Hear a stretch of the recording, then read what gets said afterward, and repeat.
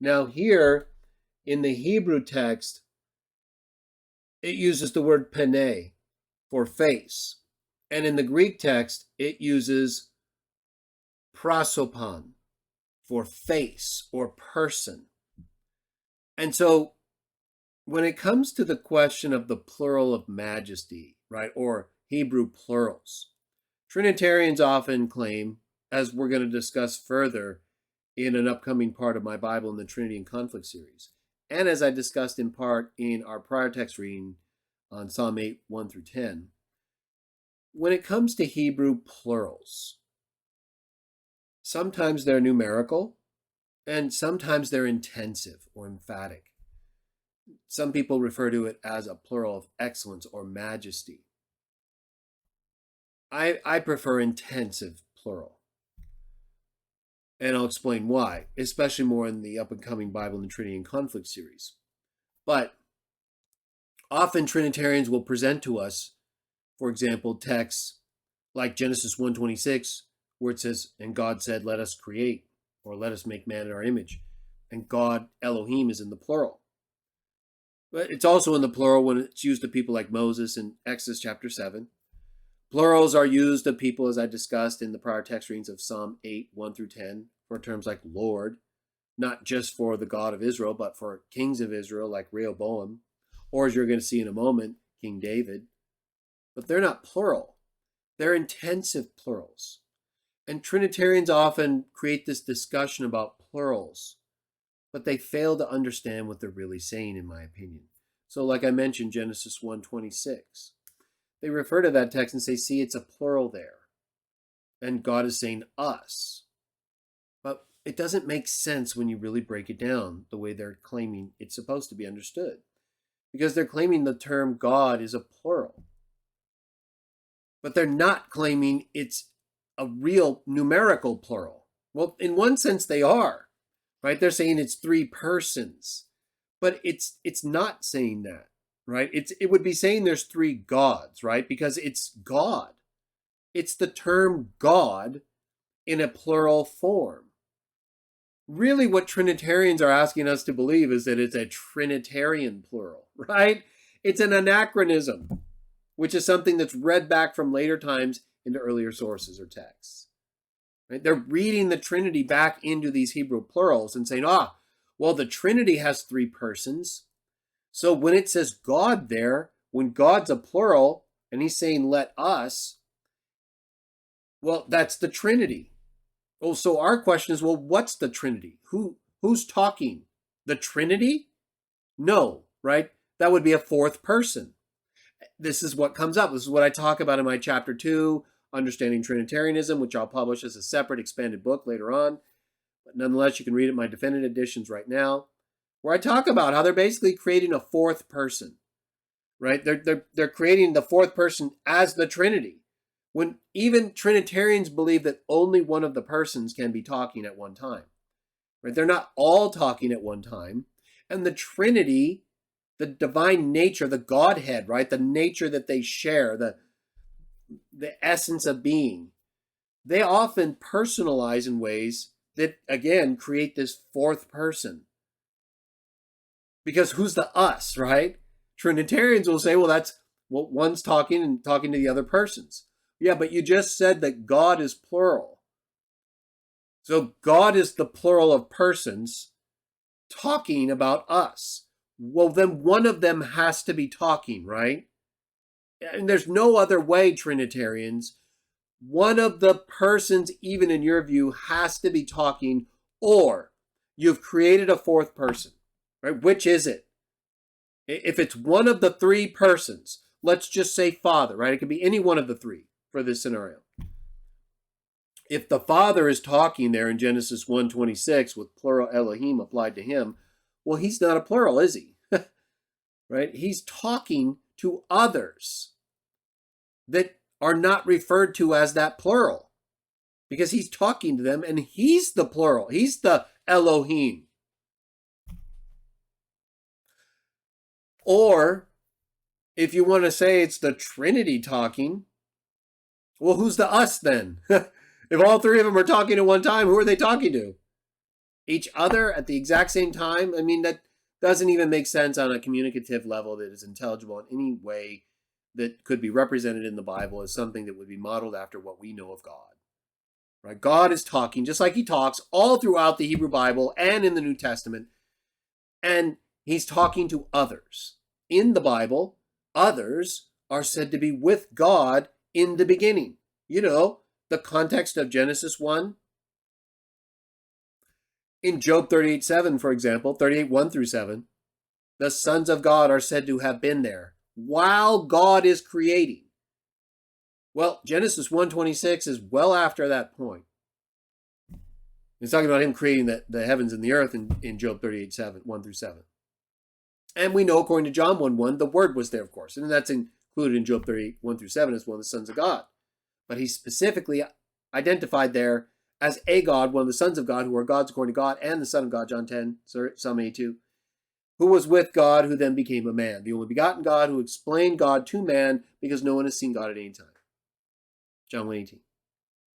So, there's nothing inconsistent with understanding the Hebrew plural according to how Hebrew plurals are applied to other singular subjects like Rehoboam or David or even wild beasts, and without making them plural in any way. And if you're going to say God is a plural, then you're either reading back into it Trinitarianism, which isn't articulated anywhere before the first century or even shortly thereafter, when in fact the translators of these texts, which use these plurals for singular subjects, use singular terms. They're never translated as plurals when they're meant to be intensive plurals. Right? So this brings us to this text. So while that would defeat the Trinitarian argument in terms of, well, why isn't it translated a plural in the Greek Septuagint, right? Why did none of the Jews understand this plural of Trinitarianism as a plural? They didn't, right? It was always a singular, and it was understood just like the plural terms are applied to singular subjects, Rehoboam and David, elsewhere, involving terms just like Lord, which is also used in the plural of God in an intensive way, without, and again, changing the fact that he is almost everywhere else, right, except for several instances, he's regularly referred to as singular attributes. Like 95 to 98% of the time. There's just several intensive references to him and to other individuals. And Trinitarians try to seize on that without accepting the implications of the term being an actual plural. They want it to be a plural that came about hundreds of years later, that isn't even a plural of the word we're talking about, God. Right? They want persons in there, which has nothing to do with the term God being used there. But because of their understanding of Trinitarianism and because they use it to interpret the Bible, that's how they understand the plural in many cases, right? Not every Trinitarian, but many of them. So they just don't see that the consequence of the plural is more than one God for them. They just read God according to the plural of persons, and they see the plural of God consistent with that, which is not what it says, right? Even if it's a real plural. And not consistent with the translation of the text and other representations by Jews long ago, like the Septuagint, or Christians. So, this text, though, uses a term, right? This is the term, Trinitarians. This is the text you should be pointing to in this discussion, because it uses the term that you actually want to be plural, right? This is the term, Trinitarians, pene, or prosopon,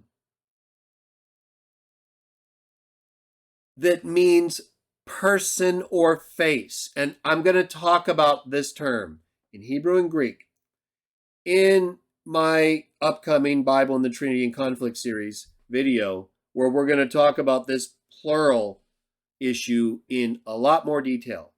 And we're going to get into a lot more texts, including the ones I've referenced, that are totally inconsistent with the Trinitarian understanding of this issue. But this text, Trinitarians, is the one you should be pointing to, right? Of course, your understanding is still anachronistic. You're still reading it back, and it's totally inconsistent with how plurals are actually used in the Hebrew text. And it's inconsistent with how the plural for face is translated in the Greek text with a singular, right? Just like with God.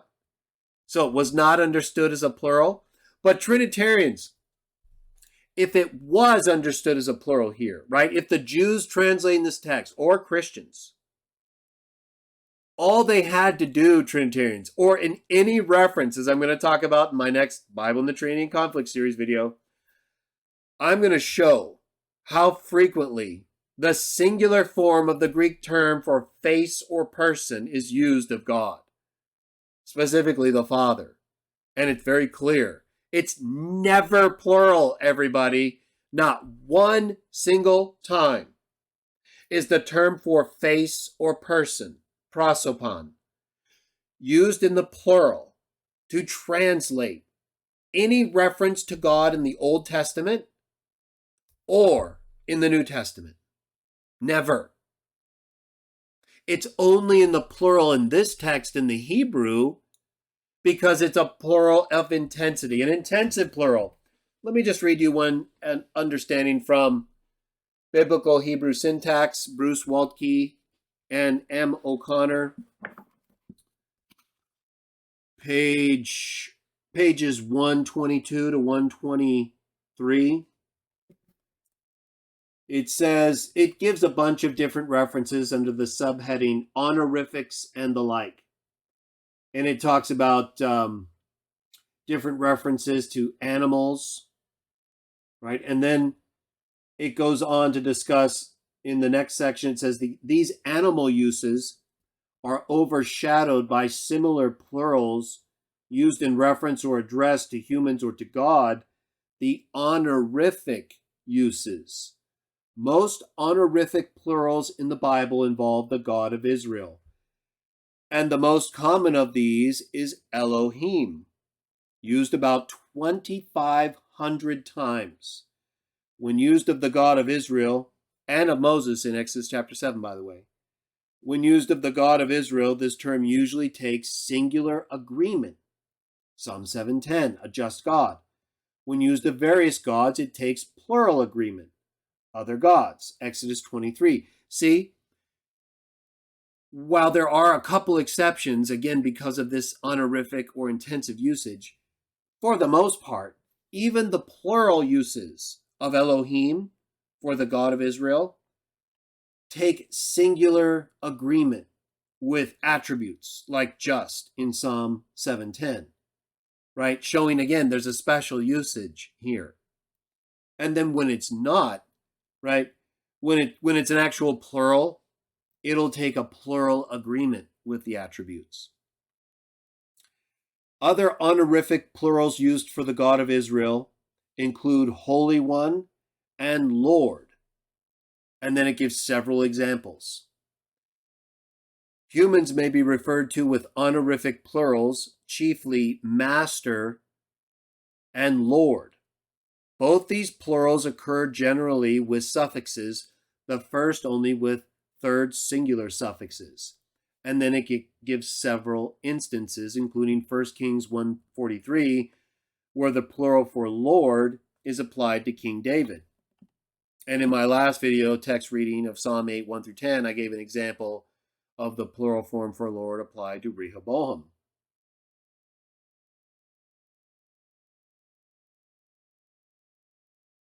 The word Lord may be used in the singular or plural to refer to a divine or human Lord. So, again, you can read the whole discussion on your own. I'm going to be sharing with you several other references to this discussion from grammars and sources in my Bible and the Trinity and Conflict series. But as you can see,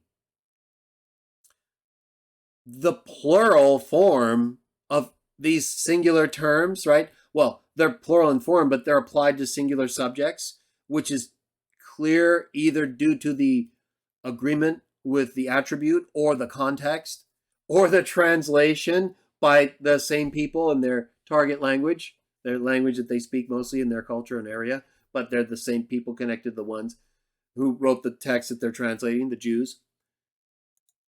nothing indicates a Trinitarian understanding, and for texts outside of this one here in Psalm 11 or 10:7, 10 in the Greek, would even be consistent with Trinitarianism, right?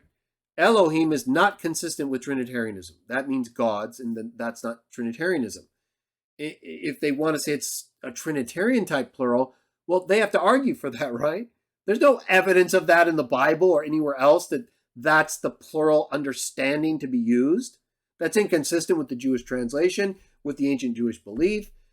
There's nothing in the context that indicates it's talking about a Trinitarian God in that sense. The same terms or similar terms are used of others that are clearly not trinities or more than one in their singularity of person. So there's a very clear and defined use of this type of plural that's intensive or honorific that I'm going to discuss even further in my next Bible in the Trinity and Conflict series video. But that you can see by the examples I've shown here and in my prior text reading on Psalm 8, 1 through 10, to show that the Trinitarian argument is ridiculous, inconsistent with other texts using the same types of plurals for singular subjects. And the fact is, this is the term where you want a real plural, Trinitarians. This is the term you want to be an actual plural, and that could have easily been a plural numerous times throughout the Old Testament, or quoted in the New Testament, or just New Testament thought expressed, as I'm going to show. But that's not the case. That's not what the New Testament writers do, ever. And what they do is not only completely consistent with expressed Christian doctrine, one God the Father, but it absolutely contradicts the Trinity, which teaches that there's one God who is three persons.